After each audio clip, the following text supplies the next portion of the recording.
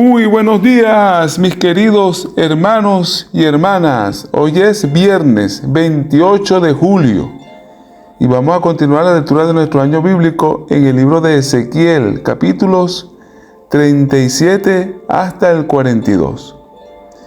En esta ocasión, el profeta Ezequiel tuvo una visión en medio de un valle. Ante él había una lúgubre escena. El valle estaba cubierto en toda su extensión por huesos muertos. Se le hizo una pregunta: Hijo de hombre, ¿vivirán estos huesos? Y contestó el profeta: Señor Jehová, tú lo sabes. ¿Qué podían hacer las capacidades y el poder del hombre con esos huesos muertos? El profeta no concebía ninguna esperanza de que se les pudiera impartir vida. Pero mientras miraba, el poder de Dios comenzó a obrar.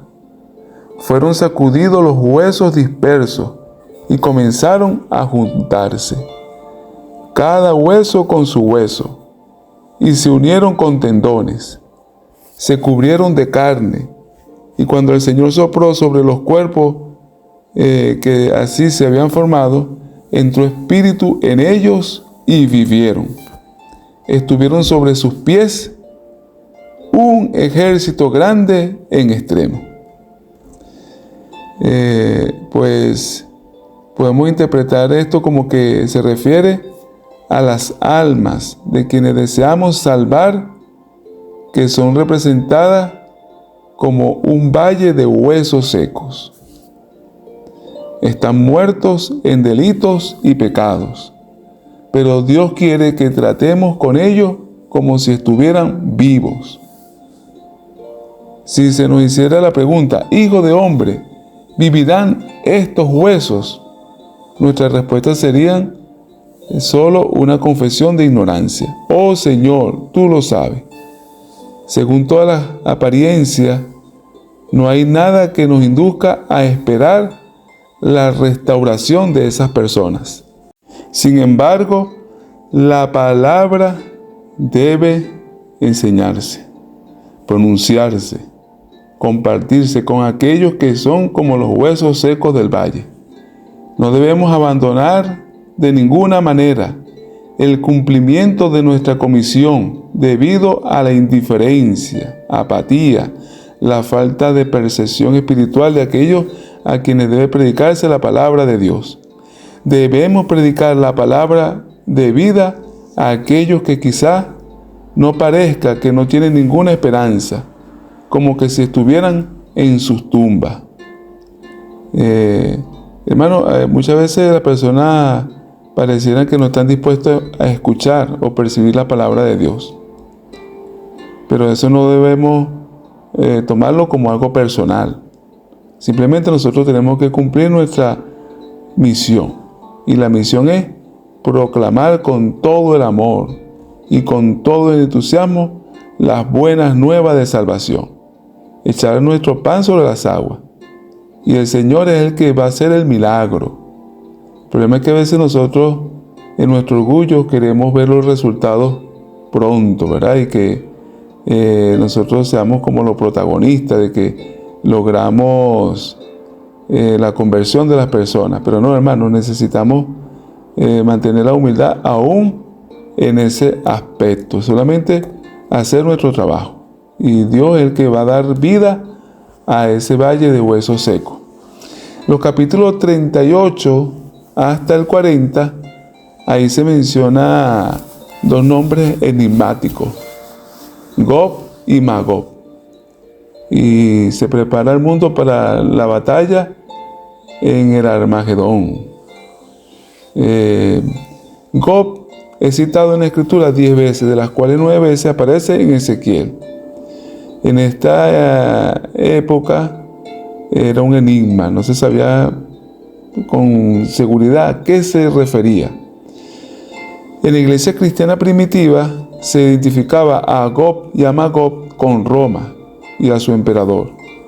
Al considerar que Gog y Magog están ubicados proféticamente en los tiempos escatológicos, se ha estimado estos nombres entonces con nombres de naciones o gobernantes contemporáneos. Muchas veces se pensó que Gog y Magog se refería a Napoleón, otros se lo aplicaron a Hitler, y en la mitad del siglo XX pues se le aplicaba a la Unión Soviética. Agustín de Hipona, que tenía una interpretación preterista de las Escrituras, él decía que se refería a la iglesia cristiana que había comenzado a reinar en la tierra y que al final de los días se iban a levantar herejías contra la iglesia cristiana. Los intérpretes de la escuela futurista dicen que esto se refiere a que va a haber una guerra contra Israel, el Israel literal. Y esa guerra va a estar liderada por Rusia y los chinos, junto con sus aliados.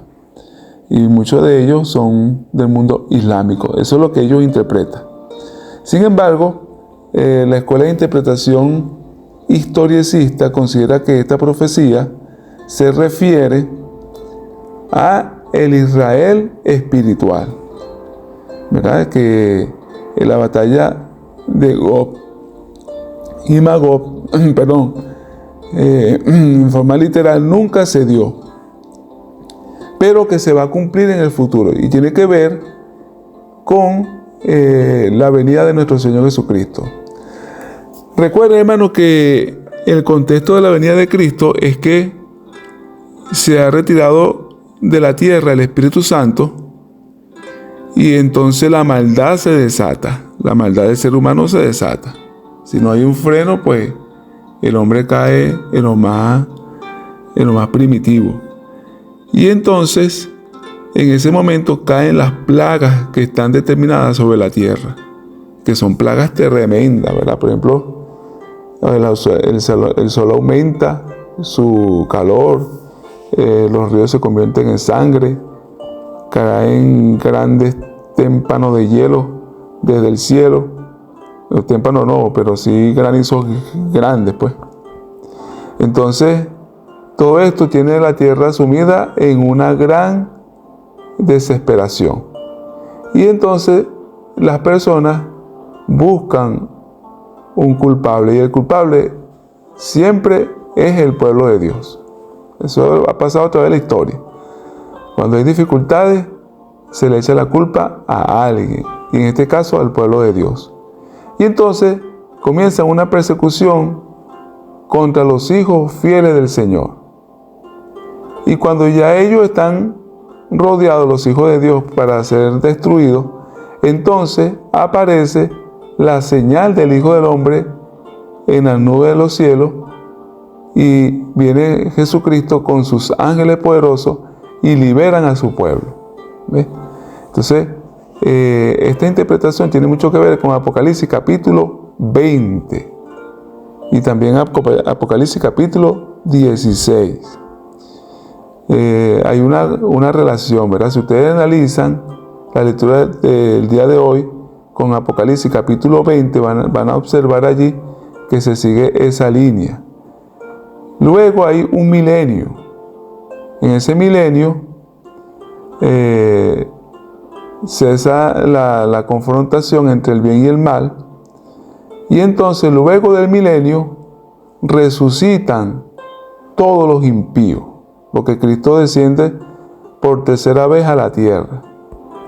Y cuando Cristo desciende con sus santos, la Santa Jerusalén, a la tierra, los impíos, que son como la arena de la mar, es decir, son muchísimos, porque son desde Caín hasta el último impío que haya muerto, entonces se levantan y el adversario los engaña nuevamente junto con esos líderes que ejercieron influencia sobre esa persona y tratan por última vez de atacar a la ciudad de Dios, a la Santa Jerusalén. ¿Ve? Y entonces ellos reúnen sus mejores armamentos. Por eso nosotros creemos que tanta fabricación de armas nucleares, ¿verdad? Porque el hombre hace tantas bombas atómicas, bombas de hidrógeno, bombas de uranio, todo tipo de bombas? ¿Por qué, hermano? Si con unas poquitas pueden destruir todo el mundo.